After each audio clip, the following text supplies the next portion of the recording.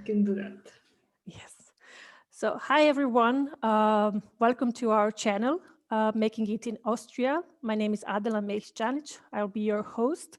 And today I have a great pleasure to announce you our guest, our dear Vilyana Lazarova-Guerra. Welcome, Vilyana. Hello, pleasure Hi. to be here. Yeah, we are both in Vienna, so we are both based out of Vienna.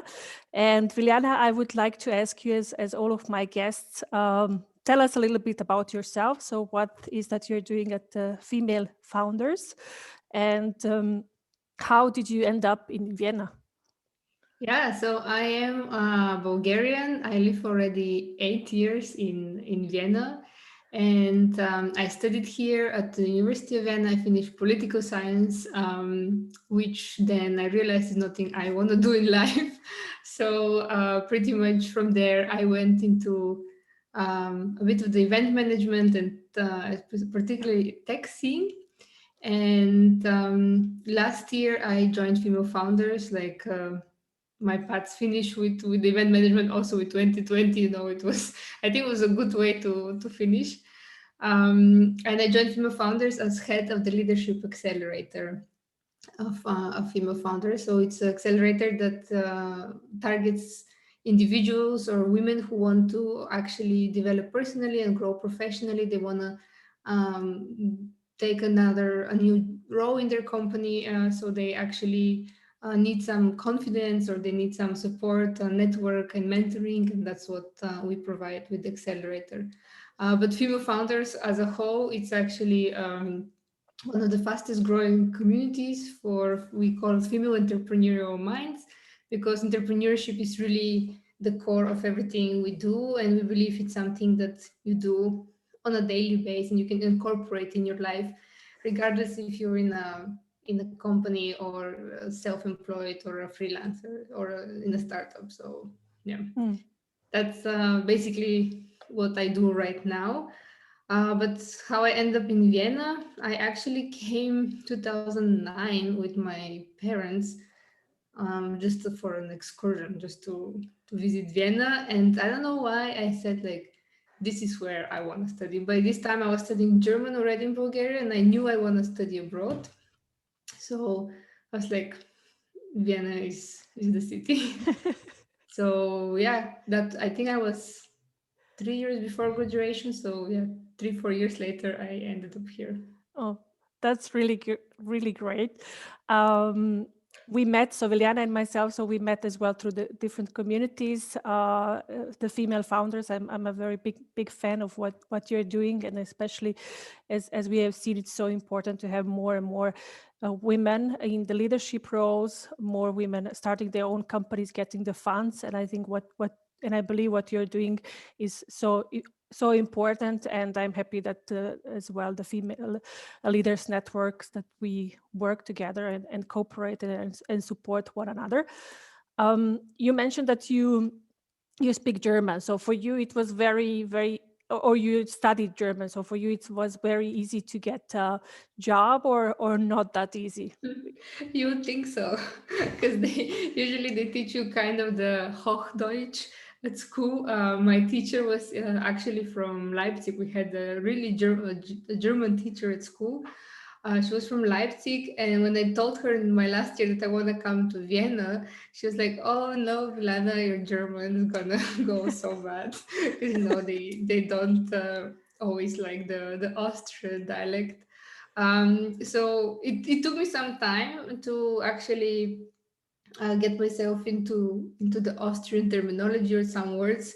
It was very confusing for me why I know that potato, for example, it's a kartoffel, and then when you go into the shop, it's an Erdapfel, and it took me some time to figure this out. But then for a job, it was okay. Like I did a lot of student jobs in the beginning, like catering, waitressing, giving like flyers around. And this definitely helps with your German and just gets you out of your comfort zone, and you just do it. Further, actually, in my office career or professional life, I haven't really used German. It just happened like that I'm always in a startup scene, that's the company language is English. And yeah, actually my most of my life in Vienna is happening in English, except for the all the errands and like doctors, Mm, institution things. It's pretty much in German, but also my friend circle right now it's quite in English. So it is good to know German. It's definitely a benefit. But I think by now you could also really build a life without German. mm. That's really true. That especially in the jobs that we are doing and the industries, as you said yourself, Right. tech industry, startups. So they are all very much eager to get the best. It's about getting the best talent, and German is important to understand the culture as well and to find your ways and have friends here and as you said, going to a doctor and so on and all that. Yeah. It's beneficial. So as much languages as you know. Totally. Yeah. Yeah. I mean, you have many doctors and not only, but in some institutions they also can advise you in English, obviously. But it is easier for you if you know some German, and also I think they appreciate it here when you see that even if you don't speak perfect German. I have never had somebody making fun of me because I didn't conjugate correct the verb or something or some like people appreciate when you do the effort to speak their local language. So and I think the Austrians and the Germans are aware that German is not that easy. I mean, it's not the hardest language, but it's not very easy. So they appreciate when you put the effort. Um, I totally agree. So you and I, Vilyana, are very much into different networks as well here in Austria. The diverse networks with specific focus, but the really as well broad ones. So tell us a little bit. So where are you now? In which networks you're very much active, and how much are these networks important for the integration, for making friends, for advancing your career and so on? I cannot recommend enough for especially newcomers, regardless if it's Vienna or Austria or any other country, to go into like networks. Like depending on your age or your situation, there are still so many opportunities. That there's opportunity for any stage of your career or development. I actually couldn't really make friends in the beginning, just from university, because the system here is a bit of like you're left alone in the university to figure it out. There is no class that you go together with as a like Mm, graduation class. So I joined back then a student organization called ISEC. mm, They work pretty much around leadership development for students, and this is where I found all my friends pretty much. Actually, my closest circle right now, half of the people who were on my wedding were from ISEC, a very international network, but at the same time also local people who want to meet like people from abroad join that organization. So I would always recommend to search for something like this. And later on in life, I started going to, like, when I finished university and I finished with ISEC, I started going to all kind of networking events. Currently, there is not much of networking happening, at least not physically. But depending on your interests, you can even just go to something like meetup.com and see what kind of communities they are, and go to their meetups. They're very active, very often happening. So, and they always look for more people to join. So currently I am not really actively networking, but I do always support um, and encourage people to go into networks like the female founders, or like, for example, you also have at VU a network, because this gives you just contacts and can help you if you mm, need a job later, if you yeah, even need a recommendation of for a learning, for a course, for anything. So right now I pretty much just join some LinkedIn groups, and this is where I hang out. I'm not the most active um, member in the sense I don't always comment, but I always try to keep myself updated with the industry that interests me the most. So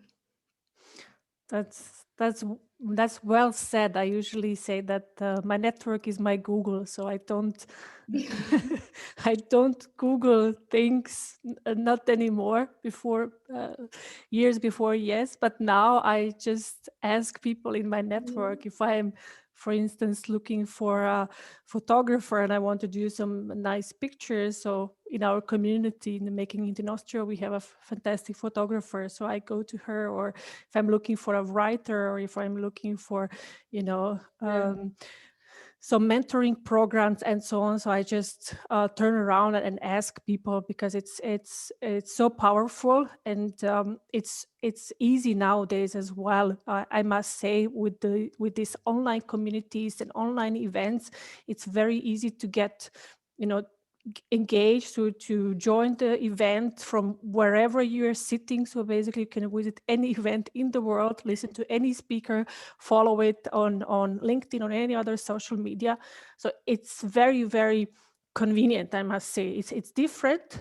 We all definitely miss this, you know, face to face, but as well thinking of, you know, how much can you get out of it is also, no matter where you are. Before it was like, if I'm in Vienna, then I have the access to all the events, and people who are, I don't know, in Graz or Salzburg or any other places, yeah, forget about it. So they will not join, because, you know, it doesn't make sense to travel extra, especially for communities like you and I have, which are very global, and they're not, you know, they're people from everywhere. So it's really, really, really good nowadays to start thinking about that.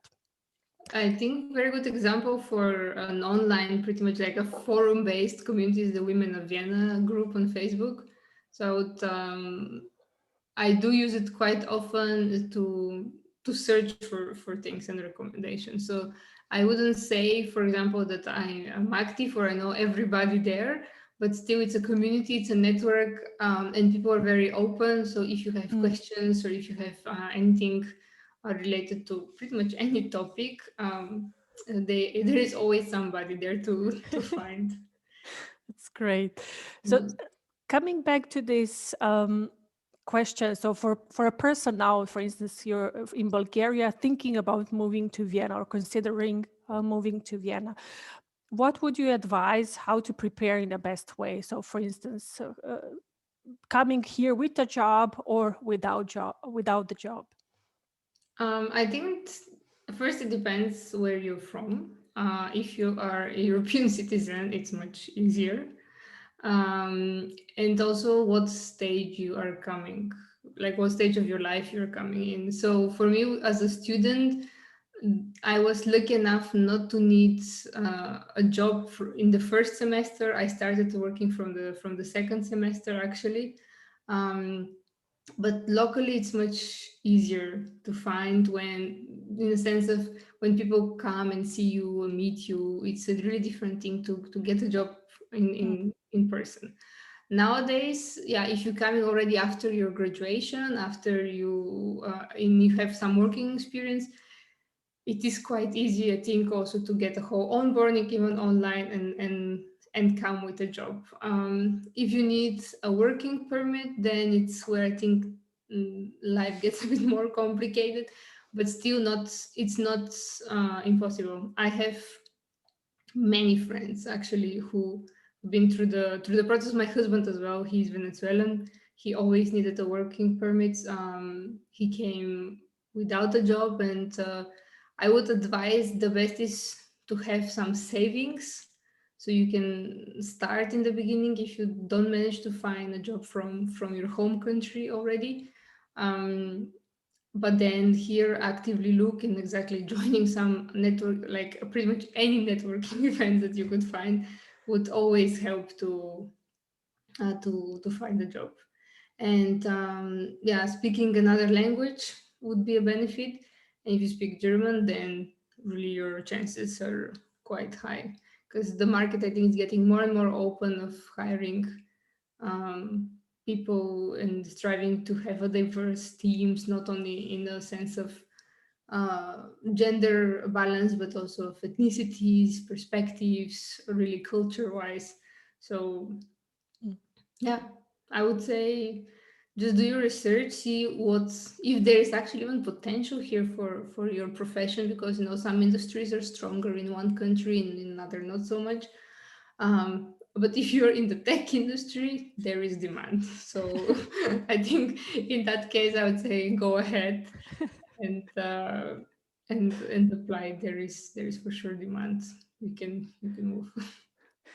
Yeah, I absolutely agree. So especially tech, and that's a great advice that you gave. So research in a sense of industries that are uh, industry sectors that are represented in Austria, and that it's really good to do a research and see who is really hiring. There are different websites such as karriere.at or Stepstone, for instance, where people can basically go and look, or the different recruitment, various recruitment agencies that are specialized in different areas. So it's a good to have a research a little bit and prepare yourself Exactly. with some savings. Yeah, Uh, yeah, I mean, obviously you can take the risk and come yes. and in the beginning also take a job in something that is not your profession. Like I think it's much easier to find a job in a cafe or a restaurant. I mean, not in the situation of Corona, but in general, which gives you enough support to actually look for something else. Even like, especially Vienna, it's so easy to live here. The quality of life is so high that you could sustain yourself pretty much in the beginning with a half-time job, part-time job. So um, it's not impossible, even if you don't have that much savings. Or I didn't come with savings. My parents were paying my rent, and that's why from the second semester I had to also start working in if I wanted to like go out or have a dinner out, like I had to do it on my own. So you manage it. Like Yeah. they are resources, there is a support system, definitely, and the institutions are working. So I would be confident in coming again. Yeah. That's really good. That's a great message. Of you would do it again. Before we wrap up, Vilyana, so I ask all of my guests. So what are they reading at the moment? So what they could recommend to our viewers. At the moment I read Atomic Habits.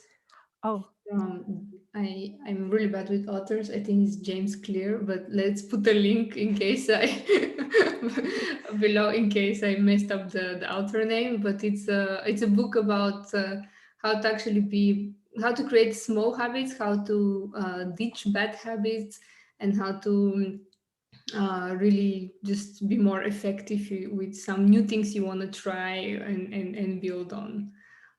It's interesting. It has some good tips, so it's a very easy book to read. Like I like it. did you try any? I heard about this book, and it's always on this list of must read in 2020 or Mm. 2021. It always circles around. Any tip that you would like to share with us?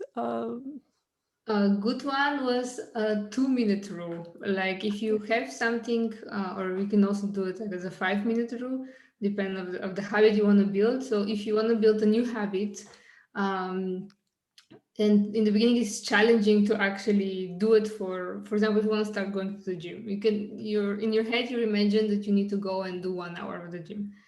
Start not allowing yourself to do this habit for more than 2 minutes. So you go to the gym, you stay 5 minutes, and you leave. That's it. And then with the time, you say, okay, I'm anyway here. I would work out. Or in the morning, like I did this for yoga already for 2 minutes. I'm not gonna. I can also do it longer. So this was a tip, for example, that they gave in the book. Or the other interesting thing was like, don't think about the whole process, but the goal is, for example, again with the gym, it's quite easy example. Your goal is not to go to the gym, your goal is to put your gym clothes. Okay, if you have achieved that, you're halfway there already. And it's very unlikely that if you make the effort that you're gonna get dressed and everything, that you're not gonna start. So small tips like this, I would definitely recommend the book. I like that with 2 minutes. I remember once in our company we talked about this 2 minute rule in a different sense, in a way that answering your emails or sorting out your inbox, for instance, different orders.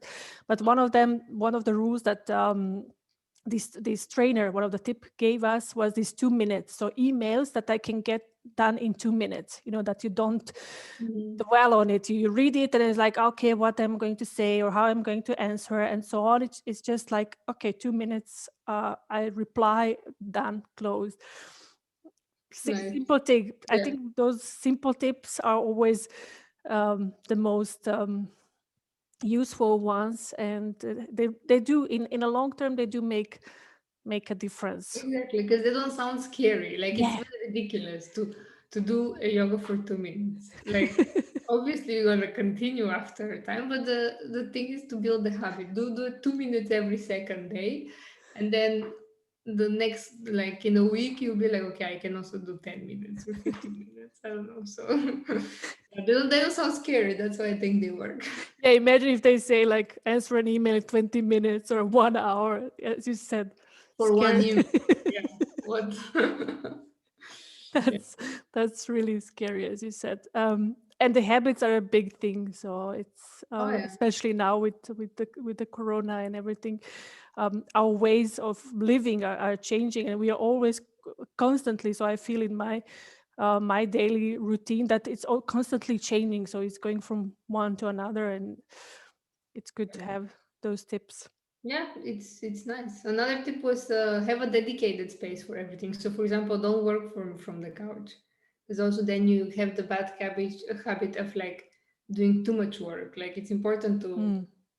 to have like dedicated spaces for something. So your desk is for work, your couch is for chilling, and or your kitchen table is for eating. So like this helps you actually create connect the habit with the environment. So the moment you sit on the desk, your brain connects the activity that needs to happen. Mm. So that Mm. was That's interesting. a good one. After this interview, I'm going to go for a walk. Yeah. Do that.